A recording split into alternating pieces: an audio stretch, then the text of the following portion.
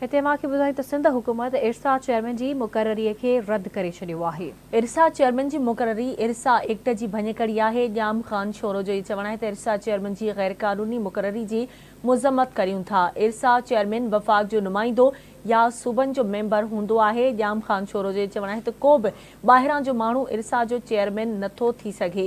हिकु भेरो ॿीहर अव्हांखे आगाह कयूं पिया। ब्रेकिंग न्यूज़ आहे। सिंध हुकूमत इरसा चेयरमैन जी मुक़ररी खे रद्द करे छॾियो आहे। इरसा चेयरमैन जी मुक़ररी इरसा एक्ट जी भञकड़ी आहे। इरसा चेयरमैन जी गैर कानूनी मुक़ररी जी मुज़म्मत करियूं था। आबपाशी जे वज़ीर जो चवणु आहे त इरसा चेयरमैन वफ़ाक़ जो नुमाइंदो या सूबनि जो मेंबर हूंदो आहे। को बि ॿाहिरां जो माण्हू इरसा जो चेयरमैन नथो थी सघे। सिंध हुकूमत इरसा चेयरमैन जी मुक़ररी खे रद्द करे छॾियो आहे। इरसा चेयरमैन जी मुक़ररी इरसा एक्ट जी भञकड़ी आहे। इरसा चेयरमैन जी गैर कानूनी मुक़ररी जी मुज़म्मत करियूं था। इरसा चेयरमैन वफ़ाक़ जो नुमाइंदो या सूबनि जो मेंबर हूंदो आहे। को बि ॿाहिरां जो माण्हू इरसा जो चेयरमैन नथो थी सघे।